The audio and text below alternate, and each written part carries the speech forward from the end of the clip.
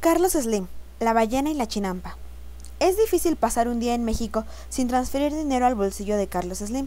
Como escribió David Lunel en The Wall Street Journal, el ingeniero controla más de 200 compañías de telecomunicaciones, cigarros, construcción, minería, bicicletas, refrescos, aerolíneas, hoteles, ferrocarriles, banca.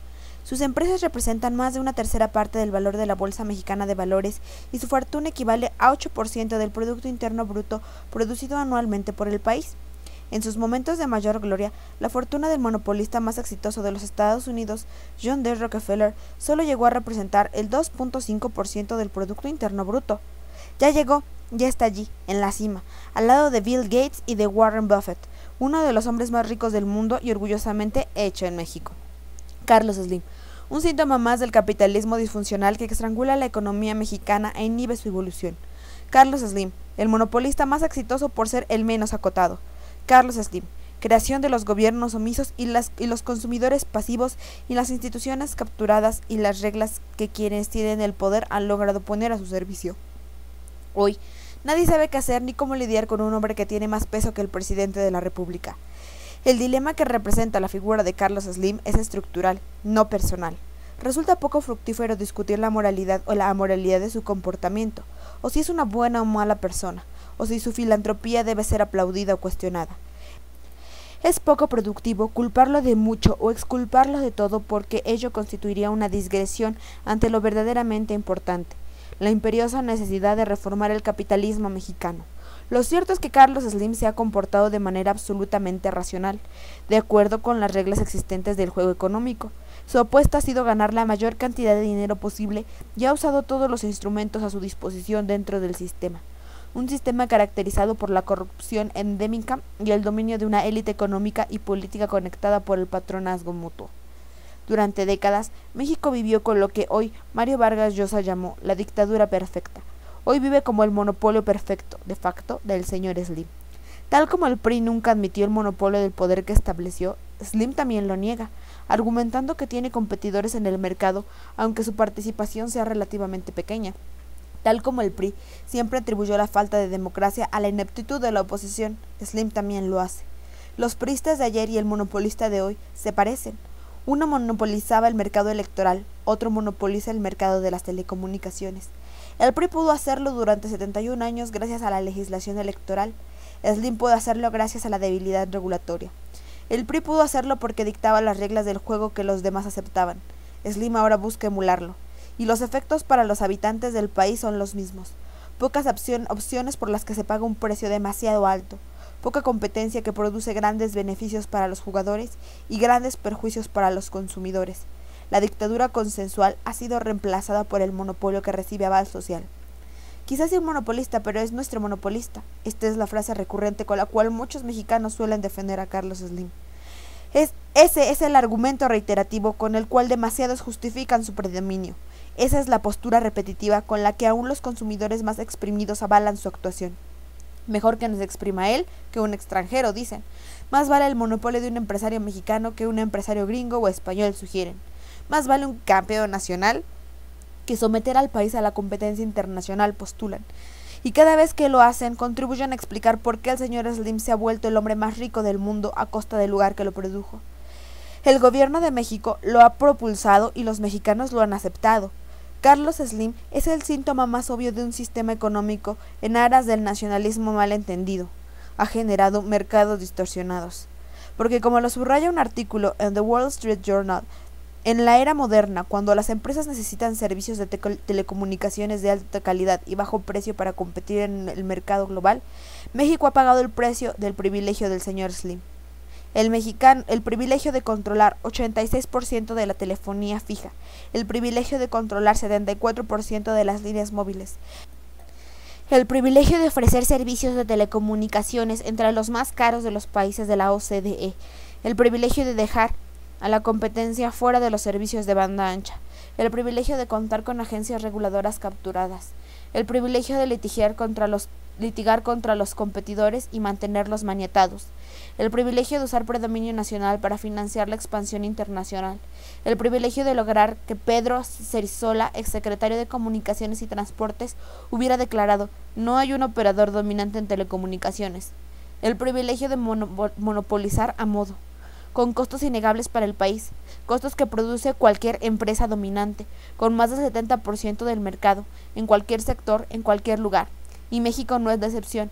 Costos que Joseph Stiglitz, Premio Nobel de Economía, ha señalado, costos que Guillermo Ortiz ha subrayado, costos que el presidente de la Comisión Federal de Competencia ha expuesto, costos que la prensa internacional y los inversionistas extranjeros señalan cada vez con más frecuencia: la caída en la competitividad, el freno a la innovación, el estancamiento estabilizador, el nudo estrangulador, la máquina exclusiva para hacer dinero que Carlos Slim compró y que el gobierno de México le ha permitido mantener a expensas de los consumidores, la sujeción que sugiere no cuestionarlo.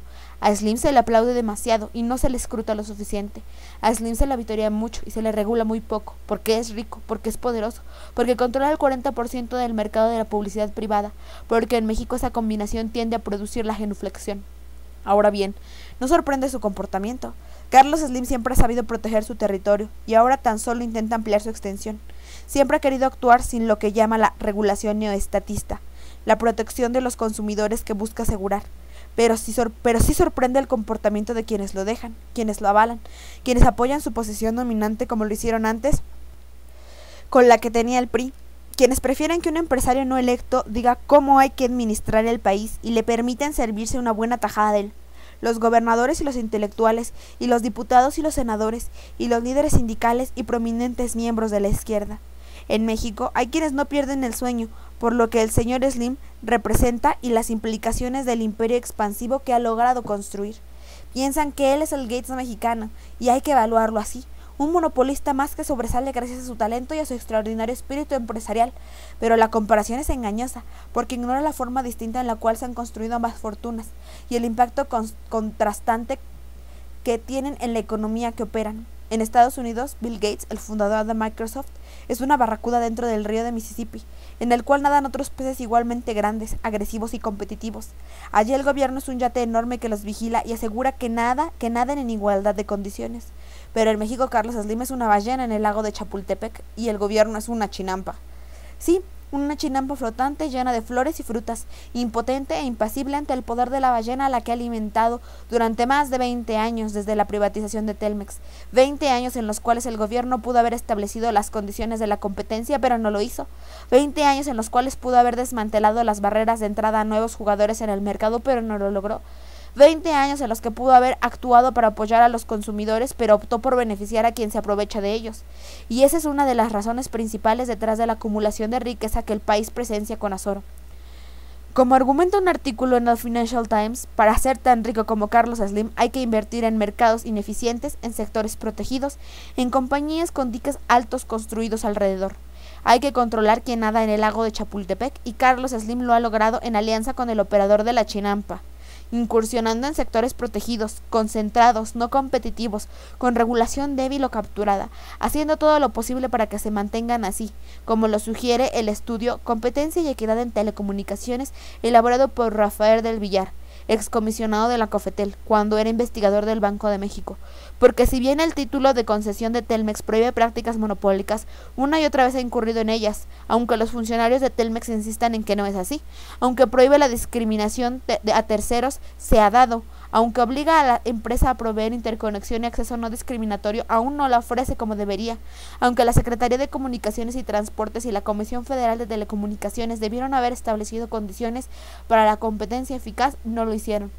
Así, gracias a las acciones obstaculizadoras de Telmex y omisiones regulatorias del gobierno, la compañía de Carlos Slim se ha vuelto extraordinariamente lucrativa. Telmex obtiene utilidades netas entre los 2 y 2.5 millones de dólares por año a partir de su privatización. Hoy, América Móvil tiene una capitalización de mercado por encima de Petrobras y márgenes de utilidad mucho mayores que otras empresas del sector. Todos los días, ganancias por encima de las que el gobierno debería permitir. A todas horas, una transferencia masiva de riqueza a los bolsillos de quien ofrece abrirlos para bien del país, cuando ha declarado que en realidad no cree en la filantropía. La construcción cotidiana de una fortuna gracias, en gran medida, a aquello que los consumidores mexicanos viven, padecen, toleran, gracias, en gran medida, a lo que autoridades regulatorias doblegadas o cómplices permiten. El redondeo y el sobrecobro mediante el cual Telcel obtiene miles de millones de pesos, el pago excesivo por una serie de servicios que en otros países como competencia verdadera cuestan menos, cargos de roaming aunque las llamadas se hagan dentro de la red Telcel, prohibiciones para que los usuarios de Prodigy no pudieran usar telefonía por internet como Skype o Vonage, el mayor número de quejas ante la Profeco por el mal servicio de Telcel y la negativa a ofrecer una bonificación cuando ese servicio se cae, abusos y perjuicios que llevan a The Economist Intelligence Unit a afirmar que en cualquier otro país Telmex hubiera sido fragmentada hace años. Ante la evidencia acumulada de prácticas anticompetitivas y rapaces, quizá lo más insultante desde la perspectiva del consumidor es cómo los funcionarios de Telmex insisten en lo contrario. Telmex no incurre en ninguna práctica monopólica, afirma el vocero de Telmex, Arturo Elías, cuando la Comisión Federal de Competencias ha documentado múltiples casos. Las tarifas son baratas, insiste, cuando estudios que lo sugieren, elaborados a instancias de Telmex, tienen sesgos y errores importantes. No hay por dónde regularnos mejor, repite, cuando el reporte de Del Villar sugiere que el precio tope de las tarifas debería haberse ajustado a la baja hace mucho tiempo. Y todos los litigios se han resuelto, afirma Elías, cuando esta afirmación esconde que la Comisión Federal de Competencia no ha podido hacer valer sus resoluciones ante los tribunales y Telmex se ha amparado. No somos un monopolio, argumenta, solo porque los reguladores no logran encontrar jueces con el valor de declarar a Telmex empresa dominante en el mercado. No hay nada que hacer, enfatiza, cuando debería exigirse a la Telmex al menos un pago para incursionar en la televisión. Telmex puede decir lo que dice y actuar como lo hace porque el gobierno, con demasiada frecuencia, ha claudicado ante un poder que debía acotar. Allí está el caso del extitular de la CST, Pedro Cerizola, incumpliendo sus obligaciones legales al demorar la aprobación de licencias para posibles competidores y, según The Economist, filtrándole a Telmex los planes de su competencia. Allí está Eduardo Ruiz Vega, excomisionado de la Cofetel, comparando tramposamente la caída del servicio de Telcel en 2007 con los ataques del 11 de septiembre, con lo que justificó que no se debería sancionar a la empresa. Allí está la Cofetel misma, ocultando las violaciones al título de concesión de Telmex e ignorando las sanciones que debería aplicarse. Allí están las autoridades regulatorias, una y otra vez, actuando para favorecer a la empresa por encima de sus usuarios. El ascenso vertiginoso de Carlos Slim en la escena nacional y global no puede atribuirse tan solo a las cualidades que indudablemente posee. Su avance no es nada más un reflejo de sus instintos, la construcción de lo que el politólogo George Grayson llama Slimlandia. Ha sido posible gracias al modelo económico del país y los problemas que presenta, gracias a la falta de leyes que extienden para el control y la alimentación de las ballenas, la debilidad institucional, la captura regulatoria, la concentración de la riqueza en la élite empresarial y las políticas públicas contrarias al interés público que todo esto produce. En México, los intereses particulares han logrado poner a ciertas ramas del gobierno bajo su control, y quizá no hay ejemplo más claro de esto en las telecomunicaciones. Sexenio tras sexenio, la Cofetel ha incurrido en omisiones o han promovido acciones que beneficiarían a la señora Slim a costa de los consumidores. Ha convertido a los ciudadanos en plancton con el cual se alimenta un mamífero cada vez más grande, cada vez más presente, cada vez más facultado para dictar los términos del juego económico del país y establecerlos en su favor. Carlos Slim no ha tenido que romper reglas porque las que existen lo benefician. No ha tenido que adelgazar porque quienes están montados sobre la chinampa viven muy bien recostados bajo su sombra. Una sombra que crece con cada nueva entrega de la lista Forbes, y con cada alza de la bolsa. Una sombra que oscurece el hecho ineludible que incluso los defensores del señor Slim deberían reconocer. La economía mexicana está cayendo en los principales indicadores de competitividad, en importante medida debido a lo que ocurre en las telecomunicaciones. Conforme la ballena se expande, el país pierde terreno. Y por ello el papel de Carlos Slim en México es un papel ambiguo, ambivalente. Intenta presentarse como un promotor del desarrollo, pero muchas de sus prácticas empresariales lo inhiben. Busca presentarse como un filántropo notable que regresa algo al país que lo produjo, mientras sigue extrayendo rentas de ahí. Slim encarna la contradicción del capitalismo de baja calidad en un país donde los campeones nacionales son aplaudidos aunque sus prácticas anticompetitivas cuarten el crecimiento. Pero esas contradicciones no serán resueltas hasta que los consumidores mexicanos pesen más que el monopolista que ha contribuido a crear, hasta que los capitanes de la chinampa obligan a la ballena a bajar de peso, en lugar de celebrar cuánto la han ayudado a engordar, hasta que el empuje pro competencia de tiempos recientes, ejemplificado por la multa que la Cofeco le impone a Telcel, sea una práctica consistente y sostenida.